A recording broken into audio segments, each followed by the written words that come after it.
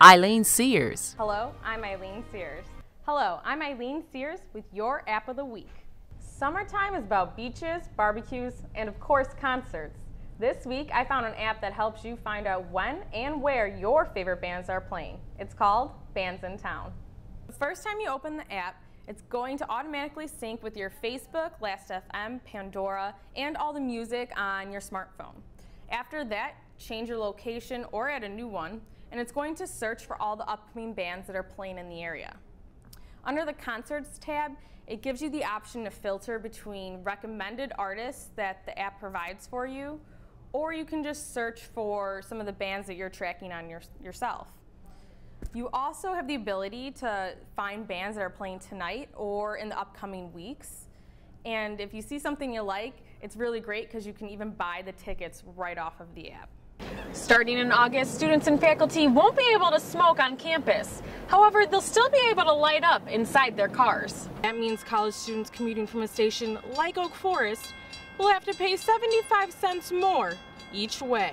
These signs plastered in the hands of protesters walking down Jackson are showing enough is enough, and it's time for a change. Badminton is more competitive than you may think. This birdie can reach speeds up to 200 miles per hour, meaning these girls have less than a second to make their next move. Hasn't been a good week for Hollywood. Jason Russell, the director of the popular viral film Kony 2012, has been in medical care since suffering from reactive psychosis. Russell, co-founder of the nonprofit organization Invisible Children, was detained for public nudity as well as possible vandalism and public indecency. Danica Russell, Jason's wife, says that this situation was not the result of drugs or alcohol, but a reaction to exhaustion, stress, and dehydration. Chicago's Beverly neighborhood was recently transformed into a mile-long sea of green. It was all for the long-awaited return of the Southside Irish Parade. I was lucky enough to be there celebrating this tradition of family, pride, and just fun. Whether it was your first time, it's just 6 months old, or 30th, we've been going to this since it first started in '79, and the only thing on people's minds were family, friends, and a beautiful 65-degree day. It's a great thing just because there's so many people that we're all Irish around here anyway, so we should all be together and celebrating. Floats, bagpipe players, and kids were the main attraction of this year's parade. Excessive partying and drinking forced the city to shut down the parade in 2009, but weeks of fundraising and security planning seems to have paid off. Mark and Kathy Zuro say they think the police did an excellent job at discouraging any partying. it seems like the measures that they put in place as far as crowd control, it was good. Police and parade committee members took new measures this year to monitor the crowds. We just deployed our people differently at different locations and certain checkpoints, and we made sure they were secure. Some other noticeable changes include a shorter parade, less than an hour, and a quick cleanup. With over 150,000 people attending, the parade committee was happy to report 0 arrests. They were passionate and persistent.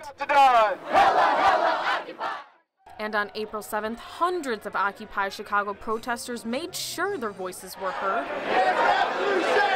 as they marched through the Loop. They were different activist groups from all over the city and suburbs. Education, prison reform, I mean, where do you start? But what the Occupy movement has done, it's sort of created a kind of a big tent, you could say. The protesters made their way to the financial district for what was being called Chicago Spring. We wanted to all come out together on one day to symbolize that we have not gone anywhere. Signs and banners were abundant. They had messages about racism, women's rights, and the 99%. Protester Ronald Shoup says it's time for corporate greed to stop.